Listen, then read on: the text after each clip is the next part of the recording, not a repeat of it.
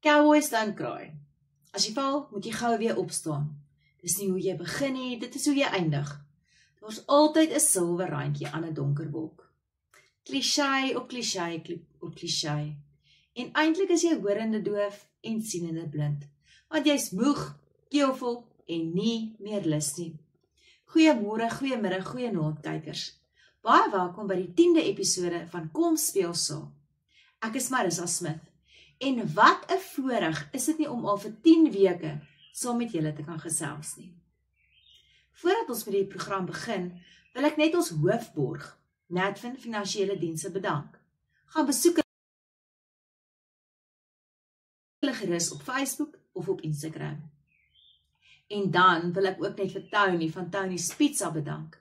Sy sorg nie net dat 'n mens se maag lekker volkom nie, maar sy is ook altyd bereid om klein besighede en entrepreneurs te ondersteun. Gaan eet gerus die beste pizza in Pretoria. Tony's Pizza is geleë in Rietfontein in die hartjie van die Moot. Ek het dit goed gedink om met julle 'n praatjie te deel wat ek onlangs gelewer het. Dit was 'n motiveringspraatjie vir 'n klomp netbaldames, maar ek wil glo dat dit eintlik vir enige beroep en selfs die lewe in die algemeen op van toepassing kan wees. Almal van ons het 'n sekere beroep gekies, of dit nou die onderwys is of dalk 'n ander beroep. En spesifiek die onderwys.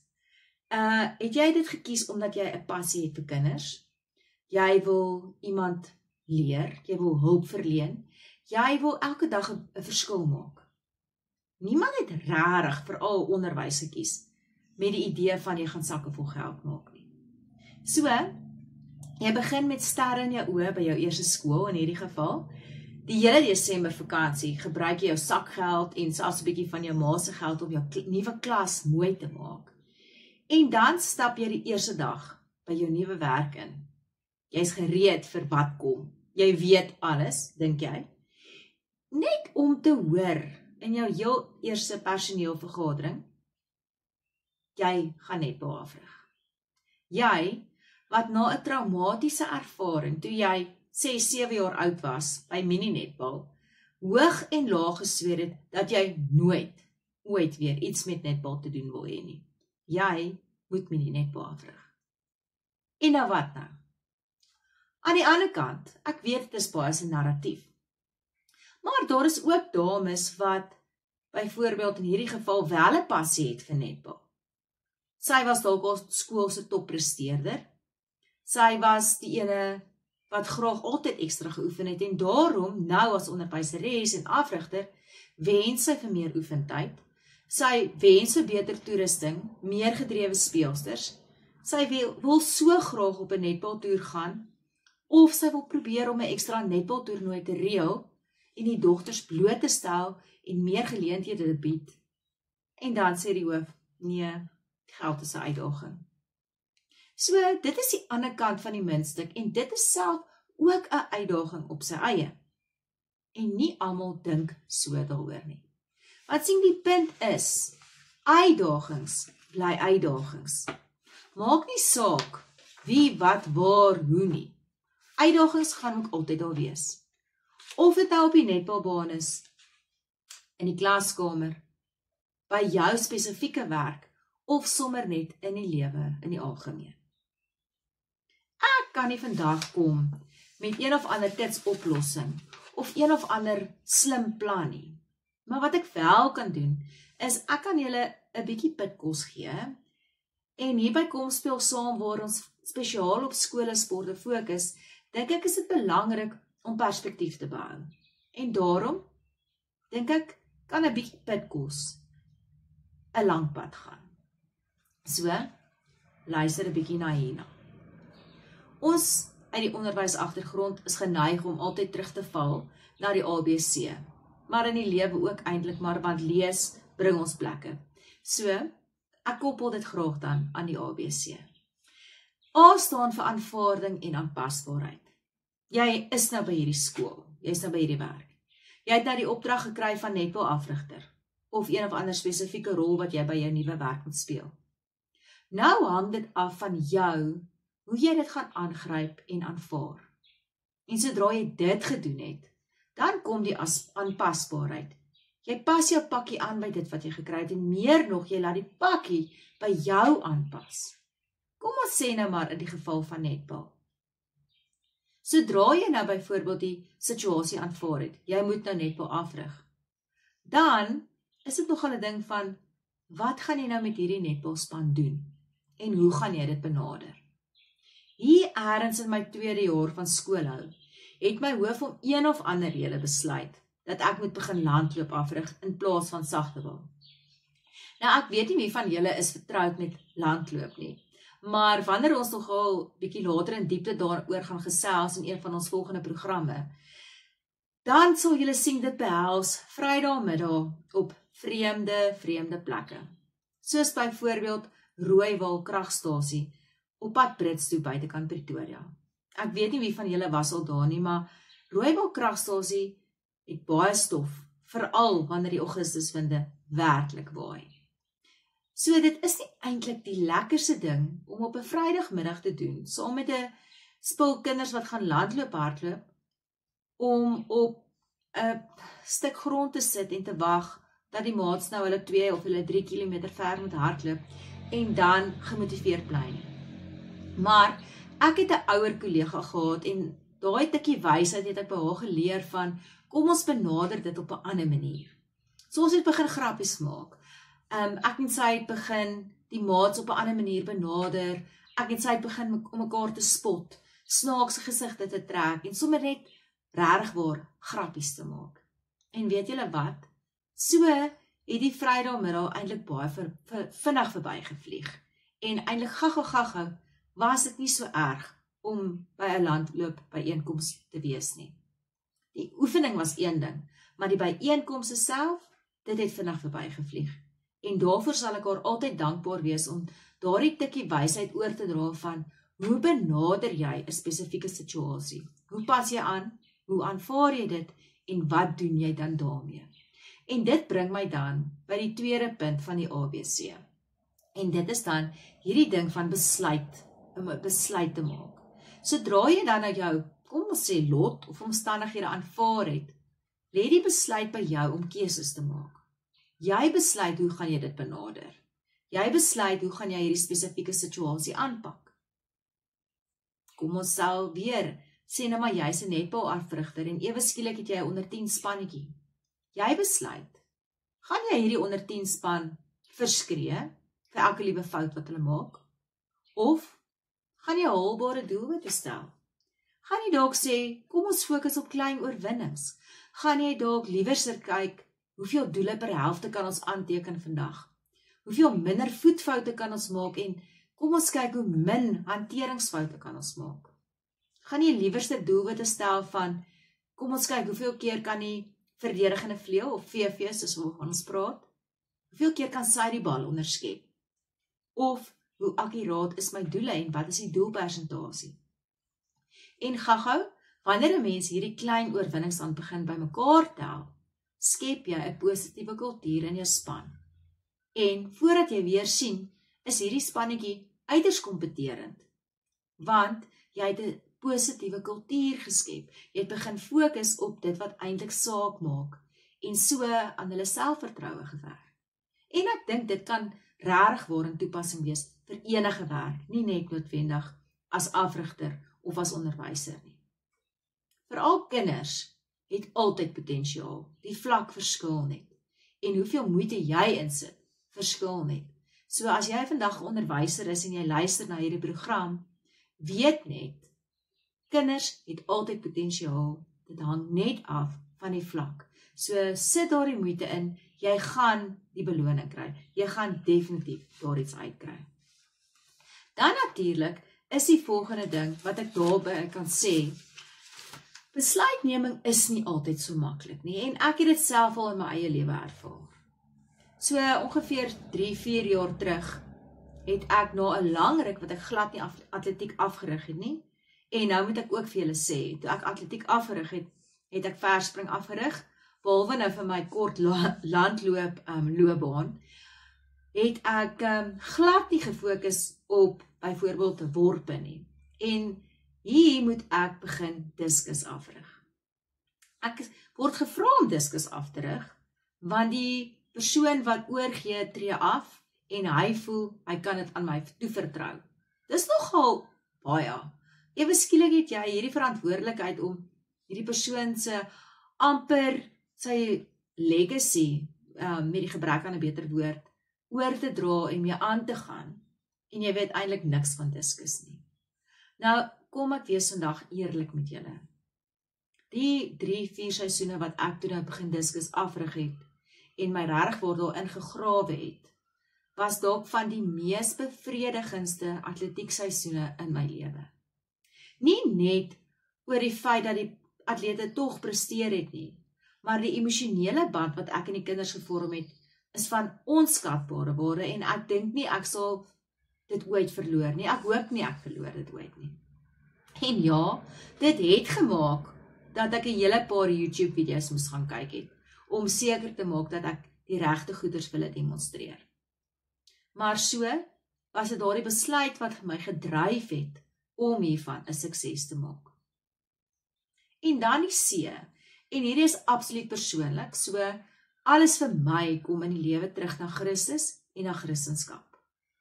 Ek glo met my hele hart dat ons almal hier op aarde, of jy nou in Pretoria, Kaapstad, Johannesburg, Adelaide in Australië, dan Eden in Nieu-Seeland, maak nie saak waar jy is nie. Jy is op die aarde geplaas met 'n rede wat ewigheidswaarde het. Of jy onderwyser is, 'n rekenmeester, 'n sportkommentator, 'n speler, 'n professionele rugbyspeler, professionele netbalspeelster of cricketspeler, maak nie saak nie. Ek glo, die Here het ons hier met 'n baie spesifieke doel geplaas. En, of ons dit nou wil weet of nie, en dit is nie net noodwendig kinders nie, ons is heeltyd besig om met God se skepping te werk, groot mense of kinders. En die ding is, wat baie van ons vergeet, is ons is deel van God se skepping. Ons werk met onsself ook. Kom ek verduidelik 'n bietjie. So, daar is geen manier wat jy as afrigter, onderwyser, leier by jou werk, iets sal kan doen, as jy in die eerste plek nie in jouself glo nie. Sê net maar, jy staan op 'n netbalbaan of by 'n rugbyveld. Daar's 14, 15 kinders voor jou. Hulle is deel van God se skepping. Maar jy moet heel eers besef dat God net so lief is vir jou, voordat jy dit kan oordra aan hulle. Jy moet ook sy liefde aanvaar vir jou, en dan eers sal jy die regte deernis hê om met die kinders voor jou te werk, die mense voor jou te werk, hierdie span wat jy moet lei, want jy moet hierdie groot reuse oorwinning behaal, of dit nou finansiëel is, of in 'n regspraktyk, maak nie saak nie. En soos ek sê, dit geld nie net vir sportkinders op 'n baan nie, dit geld in die lewe.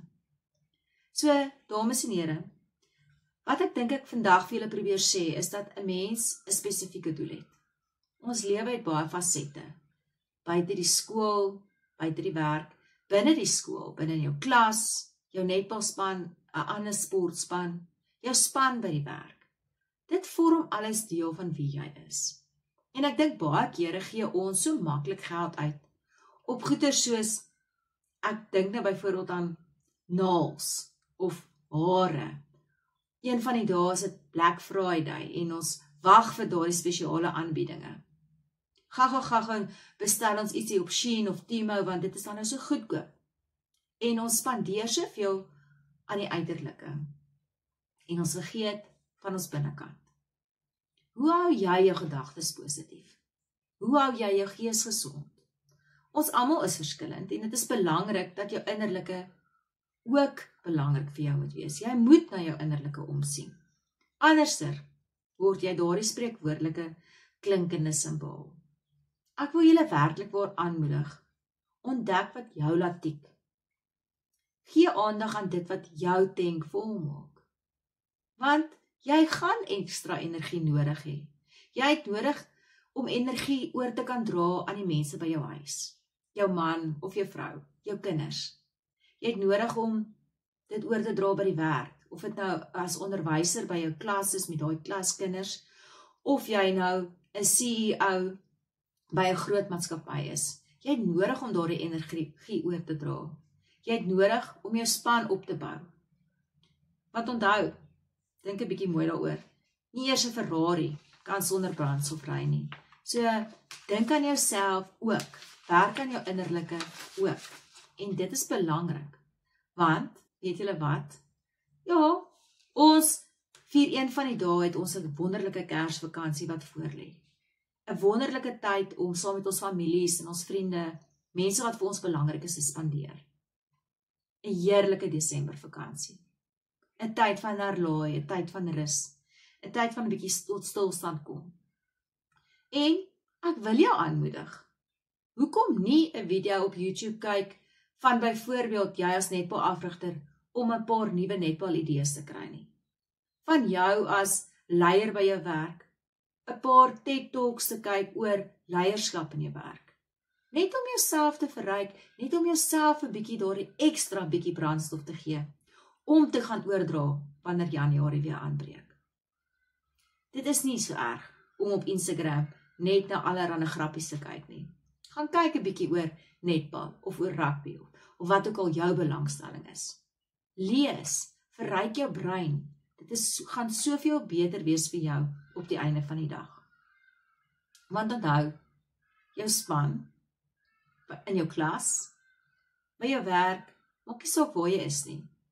Hulle het jou nodig. Hulle het nie 'n kwart van jou nodig, of 'n halwe jou van jou nodig nie. Hulle het 'n volle jy nodig.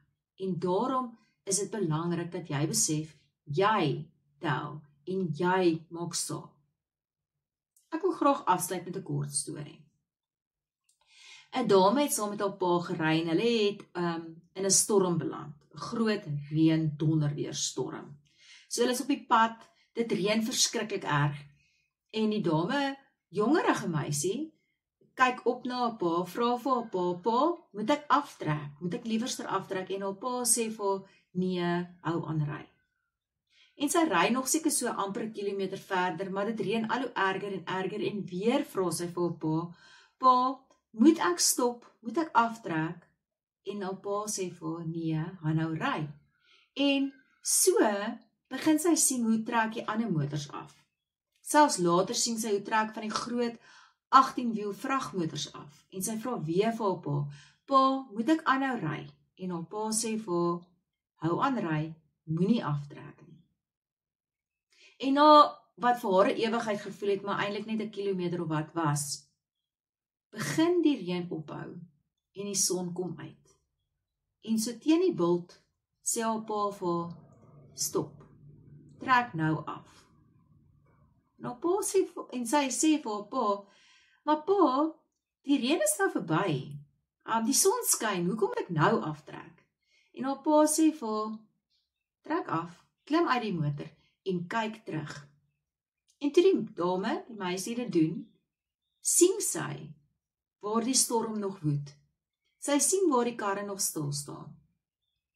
En haar pa sê vir haar, sien jy, al die mense wat afgetrek het langs die pad en gestop het en moed opgegee het, hulle is steeds in daardie storm. Jy het nooit moed opgegee nie. Jou storm is nou verby. Hierdie is werklik ware getuienis, dat wanneer 'n mens deur moeilike tye gaan, jy net regtig waar, dalk treukie vir treukie, moet aanhou en aanhou, want jou storm gaan binnekort verby wees, en die son gaan gaga weer op jou gesig skyn. Moet nooit moed opgee nie, want God sal nooit moed op jou gee nie. En mag hierdie woorde julle help vir die laaste paar weke van 2025. Ek weet regtig waar ons is almal moeg, en soos ek aan die begin gesê het, 'n mens is eintlik nou nie meer lus nie, maar jy moet. En vasbyt. Dit is my woorde aan julle. So hierdie week gaan ons natuurlik ook ons gebruikelike vreemde sport hê. En dit is stokperdjiery. Nou ek wil regtig waar begin lag as ek net hieroor dink. In ons land het ons nou 'n stokperdjiery as 'n normale speelding. Partykeer vat jy mos 'n besem en jy hardloop daar rond. Maar wat is so spesiaal aan stokperdjiery? In 'n land soos Finland, wat bestaan en beskou word as een van die intelligentste, slimste lande in die wêreld, is daar 'n amptelike sport van stokperdjie ry. Hulle maak dit nogal baie opwindend. Hulle het dit in 'n regte sport omskep en dit word regtig waar ernstig opgevat. Dis 'n volwaardige sport met kompetisies. Hulle het letterlik houtperde waarmee hulle ry. En binne hierdie sport is daar selfs verskillende dissiplines. So net soos met die tradisionele perdesport. So hulle het 'n gespring en dan in 'n karousel tipe van in die rondte ry. Daar is verskeie hindernisse waaroor hulle moet gaan. En omdat hierdie sport werklik waar so suksesvol geraak het in Finland, het dit vinnig versprei oor die hele vasteland van Europa. So veral in Nederland geniet hulle dit ook. En ek wil vir julle uitdaag, terwyl julle nou so op YouTube gaan kyk vir allerhande interessante dinge, gaan kyk gerus na hierdie stokperdjie video's op Instagram.